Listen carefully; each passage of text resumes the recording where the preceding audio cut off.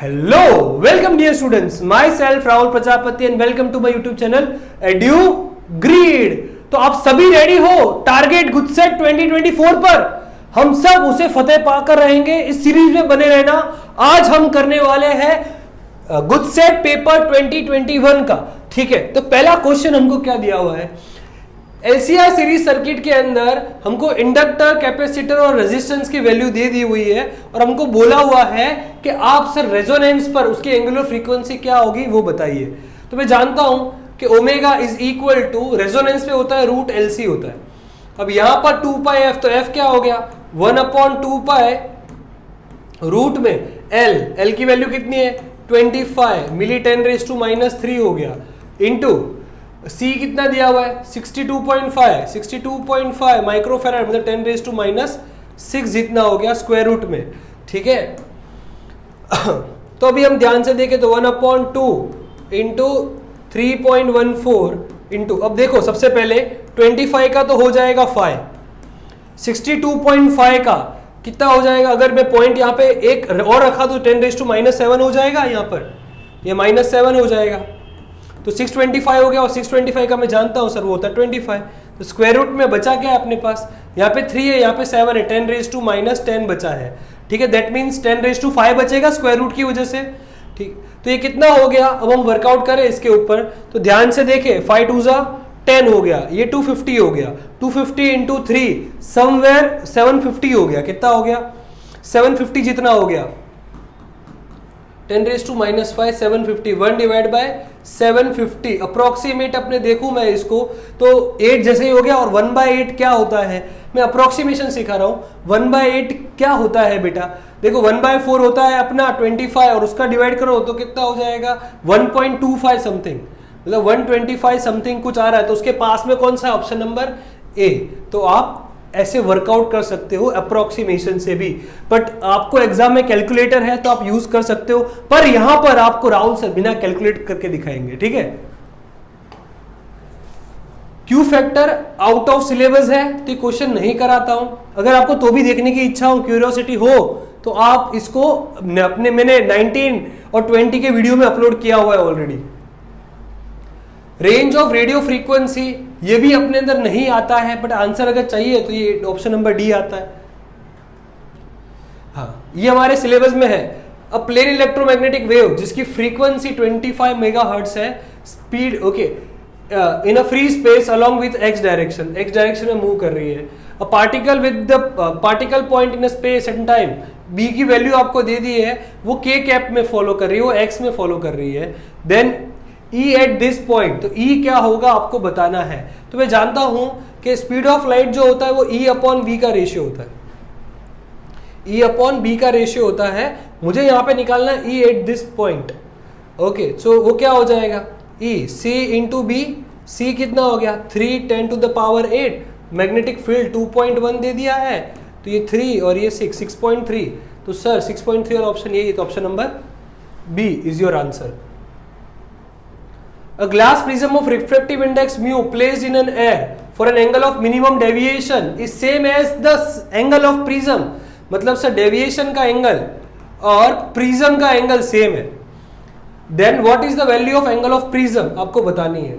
तो minimum deviation के लिए फॉर्मूला है refractive index is equal to sine A plus delta minimum by 2 upon sine A by 2। Sir ठीक है, अभी यहां पर आपने तो बोल दिया डेल्टा मिनिमम तो ए के बराबर है, ए हो गया 2 है, तो बचा क्या यहां पर साइन ए बचा। क्या बचा? साइन ए बचा, और नीचे बच गया साइन ए बाई 2। अब डबल एंगल का फॉर्मूला है कि अगर आपको ये ए बाई 2 के फॉर्म में क्रिएट करना है तो आप कर सकते हो। कैसे? साइन 2 थीटा का फॉर्मूला होता था sine 2 sine theta cos theta, मतलब यहां पे जो एंगल होगा उसका आधा आधा यहां हो जाएगा, तो ये क्या हो जाएगा 2 sign A/2 cos A/2 upon sine A/2।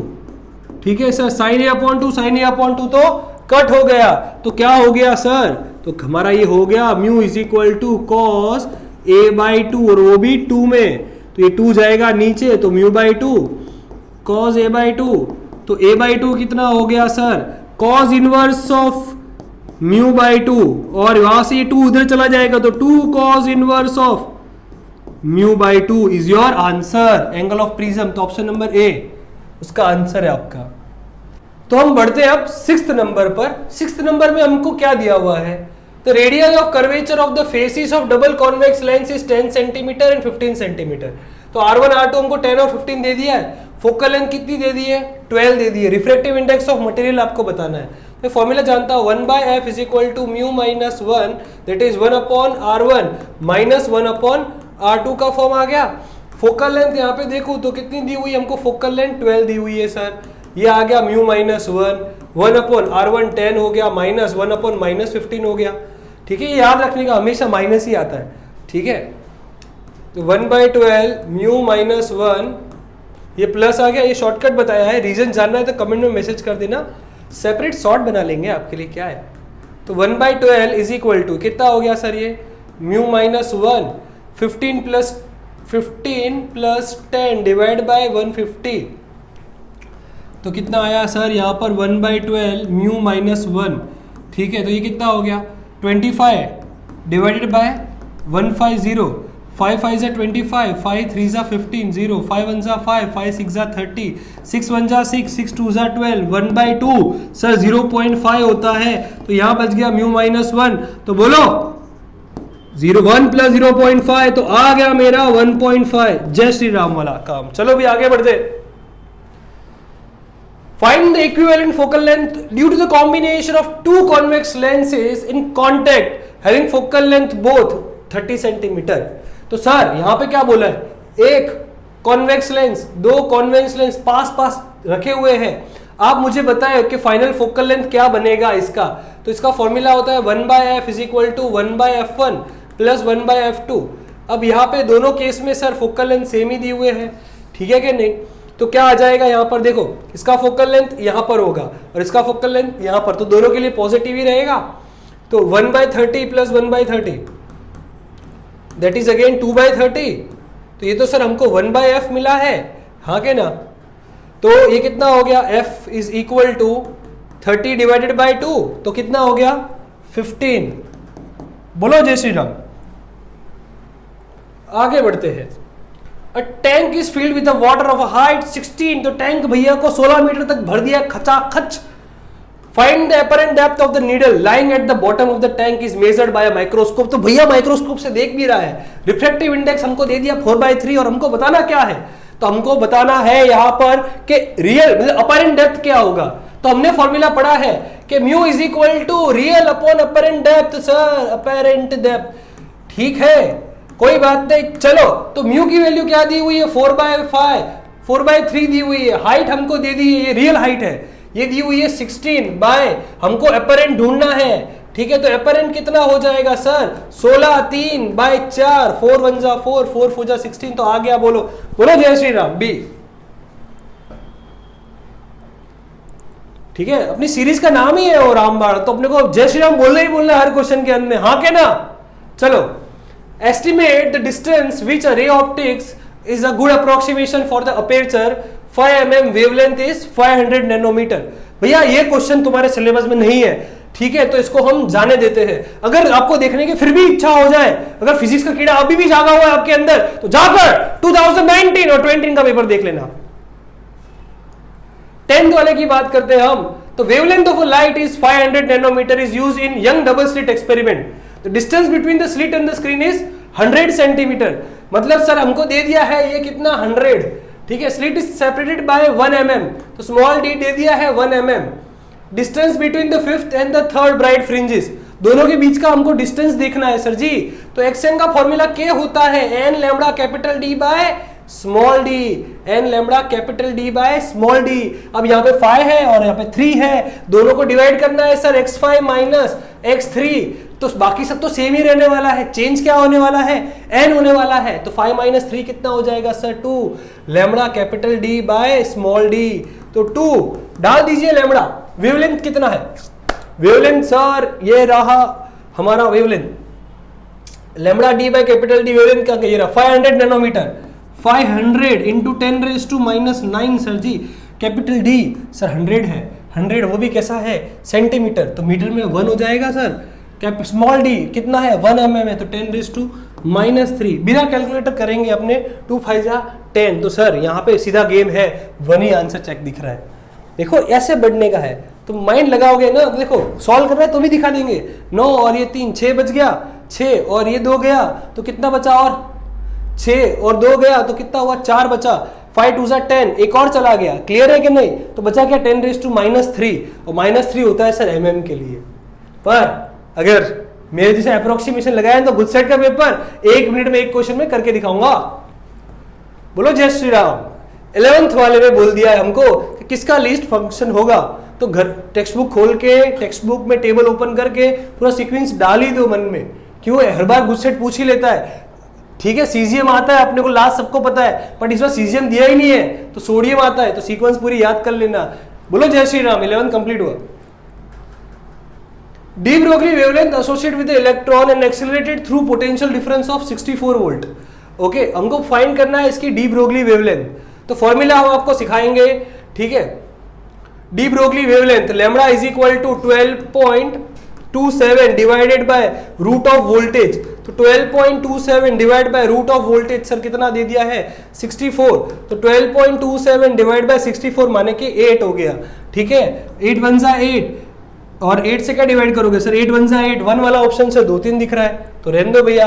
तो कितना बचा 4, फिर 8 5 जा 40, 8 5 जा 40 सर 5 का दिख रहा है सर, एक ही दिख रहा है, जाने दो सही है, C option is your answer. बोलो जय श्री राम। ये सर थियोरेटिकल क्वेश्चन है, हमको पूछ लिया है कि graph of stopping potential versus frequency क्या होने वाला है, तो उसका आंसर सर H/E होने वाला है। ठीक है ये याद कर लो कब, जब आपको बोला हो कि स्टॉपिंग पोटेंशियल वर्सेस फ्रीक्वेंसी का ग्राफ ढूंढना है। ठीक है 13 पे बढ़ते हैं। शॉर्टेस्ट वेवलेंथ बताइए कौन सी सीरीज में, बाल्मेर सीरीज के अंदर। ठीक है स्पेक्ट्रल लाइन के अंदर। तो आप हमको बताइए कि कैसे इसको वर्कआउट करें। तो हमको वेवलेंथ निकालनी है, तो फॉर्मूला क्या हो गया 1/λ is equal to r 1/n1² minus 1/n2²। ये हर बार पूछा जाता है, हर बार, पता नहीं पसंद है उनको। बाल्मेर सीरीज लाइमेन और बाल्मेर 2 से स्टार्ट होता है, शॉर्टेस्ट बोला है तो इन्फिनिटी से लेना है। ठीक है क्या नहीं, फर्स्ट बोले तो कहां से 3 से 2 लेना है, बट शॉर्टेस्ट बोले तो इन्फिनिटी से लेना है। ठीक है तो यहाँ पे मजेदार क्वेश्चन हो गया। तो ये हो गया सर लाइमेन बाल्मेर 2 का स्क्वायर माइनस 1/इन्फिनिटी। इन्फिनिटी से कुछ भी करो तो सर वो तो हमेशा 0 ही रहता है। 4 उल्टा मार दो सर जी लैम्बडा निकालने के लिए, तो आ गया 4 डिवाइडेड बाय r। तो 4 डिवाइडेड बाय r कहाँ दिख रहा है, तो ऑप्शन नंबर डी पे दिख रहा है। अगर आपको पीडीएफ चाहिए ना, नीचे मैं एप्लीकेशन का लिंक भी दे दूंगा, कोई पैसा देने की जरूरत नहीं है, फ्री है, मार्क्स लेकर आओ। Radius of innermost electron orbit of hydrogen atom. Innermost मतलब सर r1 हमको दे दिया है 5.3 इंटू 10⁻⁻11 और हमको बोल दिया है कि हमको 4th नंबर का सीरीज निकालना है। तो r n is equal to n r1, ये याद रखना, n² r1 क्या होता है n² r1। तो n कितना दे दिया है सर 4 का स्क्वायर इंटू r1 हो गया 5.3 इंटू 10⁻⁻11। 4 का स्क्वायर इज 16 इंटू 5.3 इंटू 10⁻⁻11 है। ठीक है तो 16 और ये 3 है, जाने दीजिए इसको, तो 50 और 30 80 समथिंग कुछ है, 80 समथिंग का अंक पहुंच रहा है ऑप्शन नंबर बी में। ठीक है ये फॉर्मूला जरूर कर देना। ठीक है और बोलो जय श्री राम। हमने क्वेश्चन खत्म कर दिया। 15 नंबर। A ground state energy of an hydrogen atom is -13.6। मतलब बोल क्या दिया सर, ये टोटल एनर्जी कितनी है 13.6 इलेक्ट्रॉन वोल्ट। काइनेटिक क्या होगा, तो काइनेटिक सर टोटल जितना ही होता है। ठीक है बट होता पॉजिटिव है, तो पॉजिटिव है 13.6 इलेक्ट्रॉन वोल्ट। अब हमको बोला गया है कि कितने न्यूट्रॉन्स रिलीज होंगे, मतलब यहाँ पे हमको बोल दिया कि न्यूट्रॉन से क्वेश्चन मार्क बताए कितने न्यूट्रॉन्स रिलीज होंगे।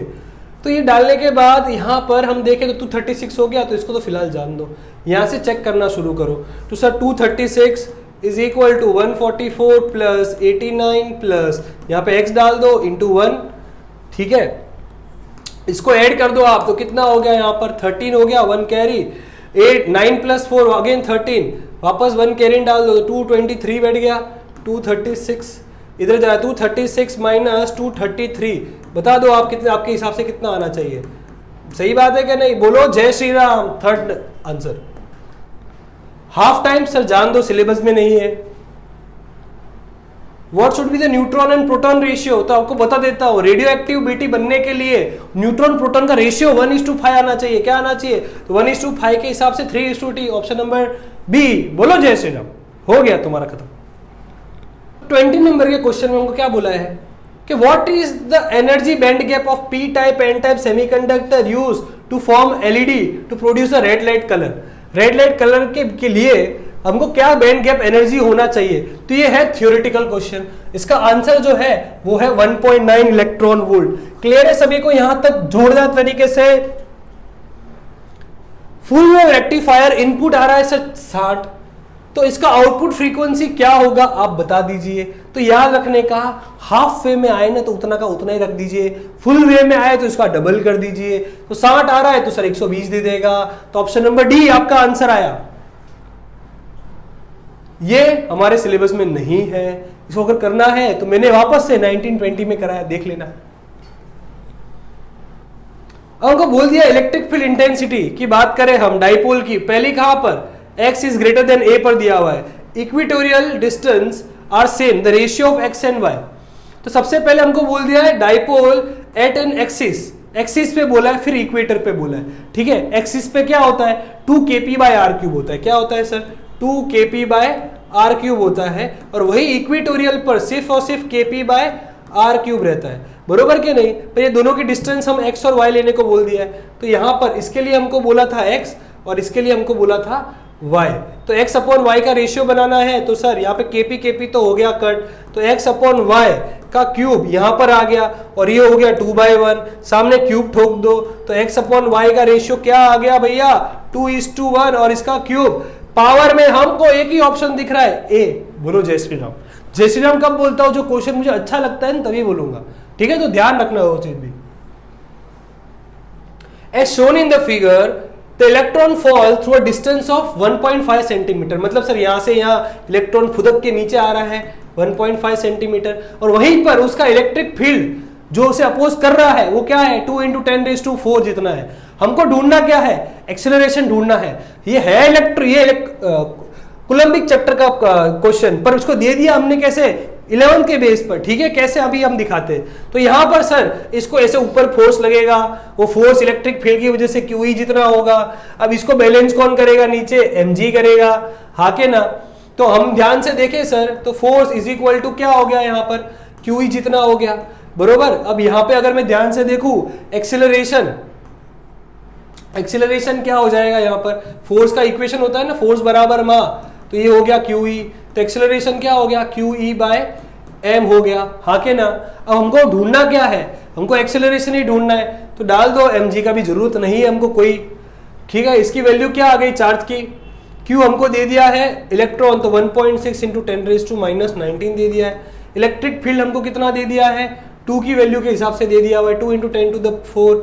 और मास की बात करूं तो 9.1 × 10⁻31। हमको कुछ नहीं करना है, हमको सिर्फ और सिर्फ ऊपर की वैल्यू देख लेनी है। तो 16 और 2 32 आया, 32 डिवाइड बाय 9 डाल दो भैया। 9 1 9, 9 3 27, 9 4 36। तो 3 से डाल दो भैया। 3 वाला ऑप्शन कौन सा दिख रहा है? यही दिख रहा है। तो ऑप्शन में सी आ गया। ये है अप्रोक्सीमेशन, लगाओ और मजा करो। पर ये सिर्फ और सिर्फ गुड सेट में कर सकते हो, अपने JEE में नहीं कर सकते आप, या नीट में नहीं कर सकते। ठीक है, तो मैंने क्या बोला? बिना कैलकुलेटर से करोगे ना तो गुड सेट का पेपर जल्दी हो जाएगा। तो बोलो जय श्री राम। ठीक है, हाँ के ना? तो आगे बढ़ते हम आगे। Two large thin metal plates are parallel and close to each other. One on their inner face, the plates have a surface charge density of same sign and the magnitude is 1.7 × 10⁻22. What is the E in the outer region, the second plate? अब ये है ना, inner outer का game अपने को बहुत खतरनाक है। ठीक है, बच्चों को घुमा देते हैं। जनरली आउटर में 0 होता है, पर कब? जब यहां पर पॉजिटिव हो और यहां पर नेगेटिव हो। पर नहीं, यहां पे भैया क्या बोले? सेम साइन है। क्या है? तो 0 नहीं आएगा। ठीक है, सेम साइन है। आउटर में लिख देते हैं हम, तो ये आउटर। टेस्ट चार्ज है तो ये इसको क्या करेगा, रिपेल मारेगा, ये भी इसको भैया रिपेल मारेगा, बरोबर के नहीं।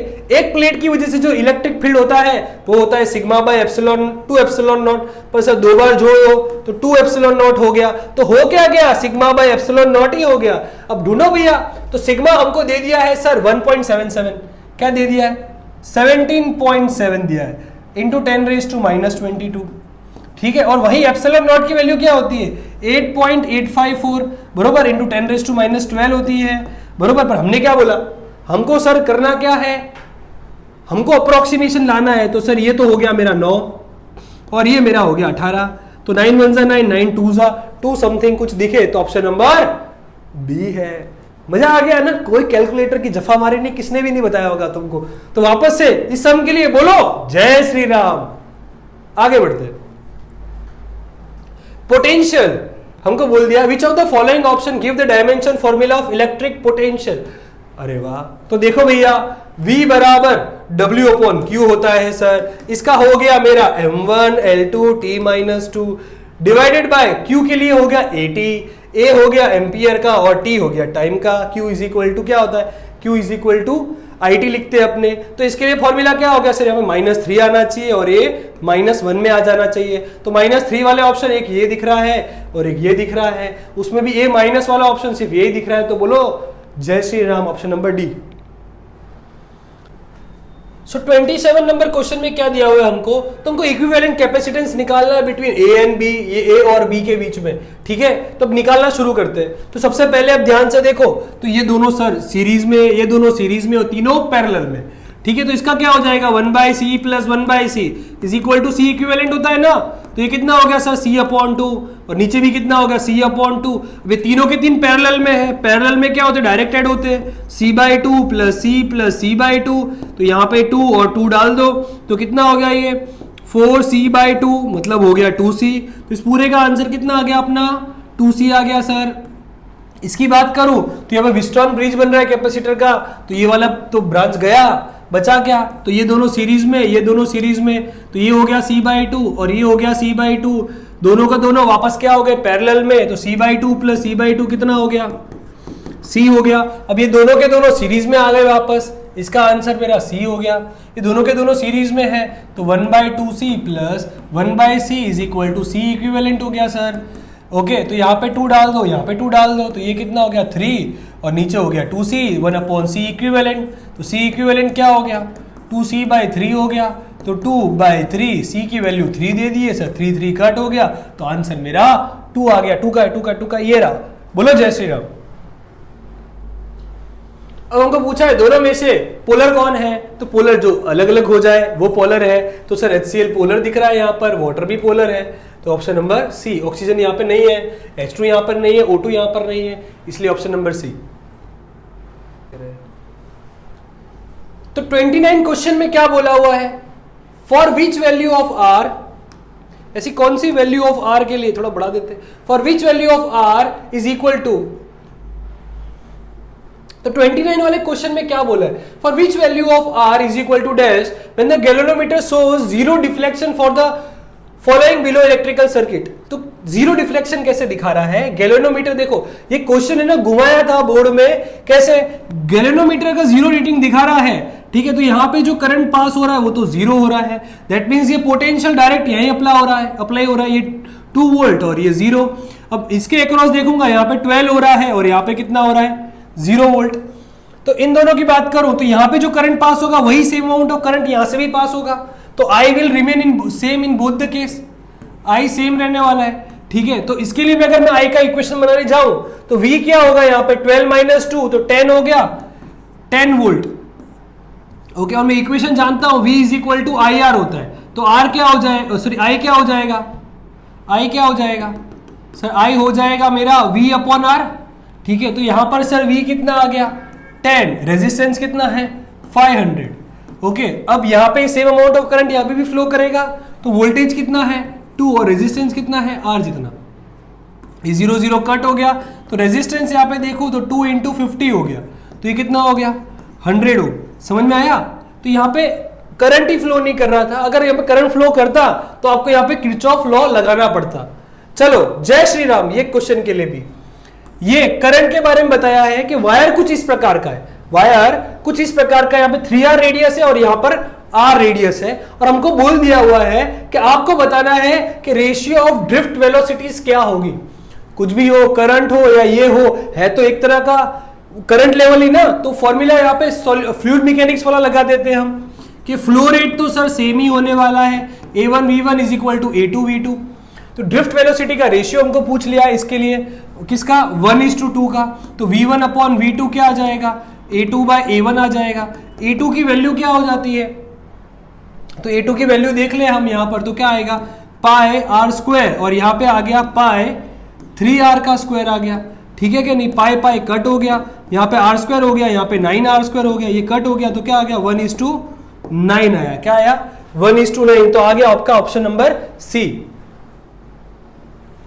हमको पूछा है पोटेंशियोमीटर में कहां पर, तो देखो ये भी रिड्यूस हो चुका है इस साल, तो ये भी करने की जरूरत नहीं है, बिकॉज वी आर टारगेटिंग कौन सा, खुद set 2024। A circular loop of radius r carrying a current I produce a magnetic field at a center of a loop B. What will the magnetic dipole moment of this loop? तो circular loop है जिसका radius r है, ठीक है कि नहीं, वो produce करा मैग्नेटिक फील्ड सेंटर पर B जितना, तो मैं जानता हूं मैग्नेटिक फील्ड सेंटर पे लूप की वजह से क्या होगी mu naught I upon 2r, और मैं जानता हूं कि मैग्नेटिक मोमेंट क्या होता है m is equal to NIA होता है, क्या होता है NIA होता है, यहाँ पे n का डिस्क्रिप्शन कहीं दिया हुआ नहीं है, तो सिंपल सिंपल क्या हो जाएगा IA जितना हो जाएगा। क्लियर है कि नहीं है। अब हम बात करें तो मुझे ढूंढना क्या है मैग्नेटिक डाइपोल मोमेंट, तो ये m हो गया, तो m को सब्जेक्ट बनाना है, तो यहाँ पे अगर मैं I को सब्जेक्ट बनाऊं तो क्या होगा ये 2RB by mu nought is equal to, अब यहाँ पर वैल्यू डाल दो, तो I की वैल्यू क्या आ गई 2RB by mu not into A, area इसका क्या हो जाएगा अगर मैं एरिया निकालने जाऊं तो पाई आर स्क्वायर हो जाएगा, तो पाई आर स्क्वायर हो गया सर, तो ये तो हो गया आर क्यूब बी आना चाहिए, आर क्यूब बी और 2 पाई, तो आर क्यूब बी 2 पाई, और ये ऑप्शन एक ही दिख रहा है ऑप्शन नंबर बी, तो बोलो जय श्री राम। चलो, a horizontal component of earth magnetic field at certain place is this, and the direction of field in the form of the geographic south to geographic north. A long solenoid, a long straight conductor is carrying a steady current of 2 ampere. The force per unit length on it when it placed on a horizontal table, and the direction of the current is an east to west. अरे वाह, मतलब question घुमा डाला है रे। Horizontal component of earth magnetic field बोल दिया, मतलब मैग्नेटिक फील्ड सर हमको दे दिया है 3 × 10⁻⁵ okay, is from geographic south to north, तो मान ले सर ये साउथ है, ये मान लेते हैं साउथ, ये नॉर्थ हो गया और ये साउथ हो गया, आपने कहा बोला साउथ से नॉर्थ पे जा रही है। A long straight conductor is carrying a steady current, तो ये कंडक्टर यहाँ पे है और करंट इसमें से जा रहा कितना है 2 एम्पियर जितना। फोर्स पर यूनिट लेंथ बता दो जब इसको हॉरिजॉन्टल टेबल पे रख दिया हो, तो ये हॉरिजॉन्टल टेबल पे रख दिया आपने। Direction of current is from east to west, तो ये मान लो सर ये ईस्ट है और ये वेस्ट है। हमको ढूंढना क्या है फोर्स पर यूनिट लेंथ, तो होता क्या F is equal to BIL होता है, तो F/L पूछा है तो ये हो गया BI। B कितना दिया है सर 3 × 10⁻⁵, और करंट बोल दिया है 2, ये आ गया 6 ऑप्शन एक ही है, तो ऑप्शन नंबर सी, बोलो जय श्री राम। अब बोल दिया है a solenoid of length 0.5 metre is a radius of 1 centimetre 1 centimetre is made up of 1000 turns, it carries a current of 10 ampere, magnitude of magnetic field inside the solenoid बतानी है।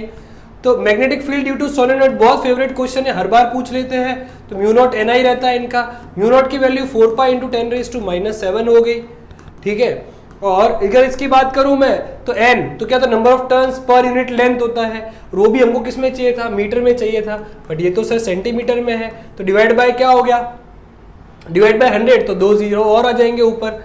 I की value कितनी है 10 ampere है, तो यहाँ पर सीधा सीधा गेम जो आता है वो इसका ही आता है, तो 4 3 12 समथिंग अपने देखे, तो 4 × 3.14, ठीक है कि नहीं। तो हम देखें इसको तो 16 1 कैरी, 4 1 4, ये 5 हो गया, 4 3 12 हो गया, 12.56 समथिंग आ रहा है। इसको अगर हम और सब्जेक्ट करें तो कितना होगा 1.256 आ गया। सब सोलेनॉइड, यहाँ पे सोलेनॉइड की लेंथ हमको 0.5 दिया था और रेडियस 1 सेंटीमीटर दिया था, ठीक है कि नहीं। तो हमने यहाँ पे लेंथ को वापस वर्कआउट करना पड़ेगा, तो लेंथ अगर हम देखें तो कितना हो गया 1000 टर्न्स कितनी बोल दी है, 0.5 मीटर पे दिया है। तो सर ऑफकोर्स 1/2, तो ये कितना आ गया सर मेरा 2 आ गया। तो 12.5 इंटू 2 मार दो भैया, यही बाकी रह गया था और कुछ नहीं। तो कितना आ गया, वापस से करके दिखाई देता हूँ, वरना तुम बोलोगे सर हम कंफ्यूज हो गए। कोई बात नहीं है कंफ्यूज होने की, मैं बैठा हूँ। 10⁻⁻7 और ये आ गया मेरा सर 2000। ठीक है, इसकी बात करें 4 4 जा 16, 1 कैरी, 4 1 जा 4, ये 5 हो गया, 4 3 जा 12, 12.56 हो गया, इंटू मल्टीप्लाई बाई 2, 1000 मार दो सर, और ये 10⁻7 तो है ही है, तो इसको जाने दो सर यहाँ पर। 13 और 2 कितना आता है मेरा, देख ले, 6 2 जा 12, 1 कैरी, 2 5 जा 10, 11, 2 2 जा 4, ये 5, 2 1 जा 2, 25 समथिंग कुछ आ रहा है। 25 वाला एक ही ऑप्शन है, ऑप्शन नंबर बी। और बोलो जय श्री राम।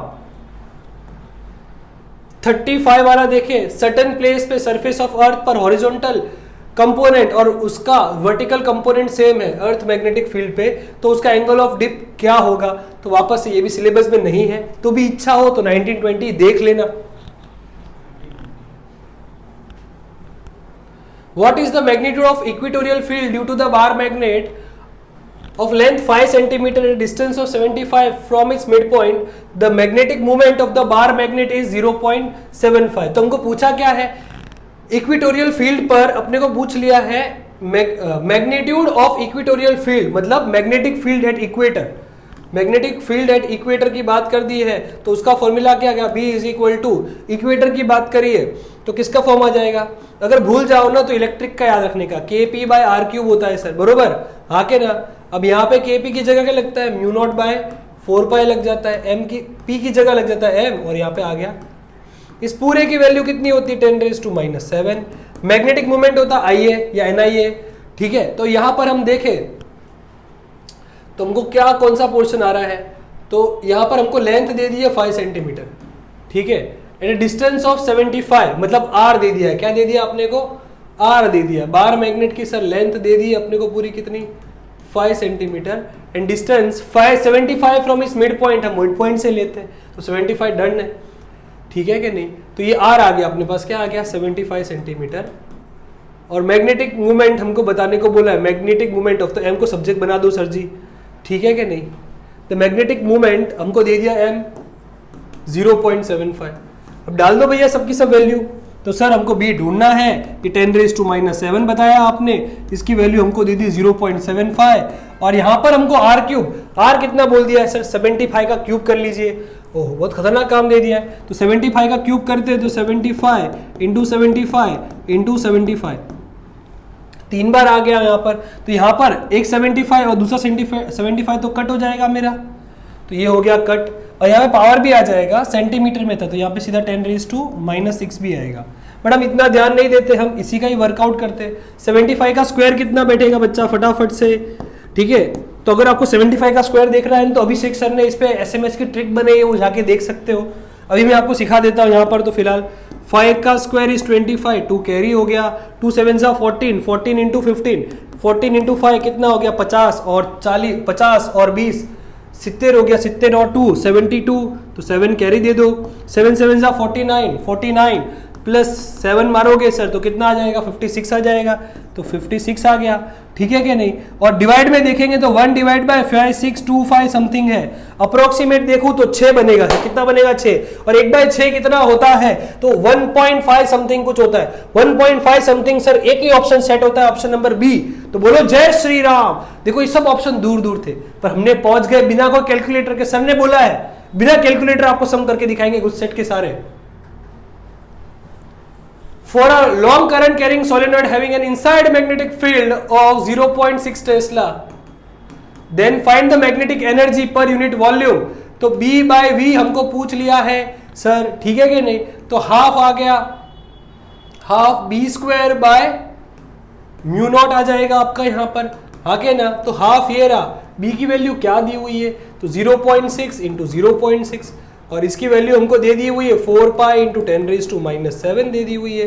तो सर ये कितना हो जाएगा, तो सर ऊपर हो जाएगा 36 इंटू 10⁻² डिवाइडेड बाय, यहाँ पे कितना हो गया, अगर हम देखें 2 4 और यहाँ पर पाई 3.14 जैसा, ठीक है क्या नहीं। तो हम डिवाइड करके देखें सर, तो 2 1 जा 2, 2 1 जा 2, 1 कैरी 18 आ गया यहाँ पर, 4 से कैरी करने की बात कर रहे हैं अपने को यहाँ पर, ठीक है। तो 2 से ही कर दो पहले, तो 2 9 18, तो समवेयर हमारा आंसर क्या बचा, यहाँ पर 9 बचा, और नीचे कितना बच गया, डबल कर दो इसको तो 6.28 आ गया। तो सर जान दो 28 को, तो 6 से डिवाइड करो, 6 से डिवाइड करते हो तो 3 3 9, 3 2 6, अप्रोक्सीमेट 1.5 के कौन सा ऑप्शन दिख रहा है, तो 1.5 के पास में यही दिख रहा है 1.43।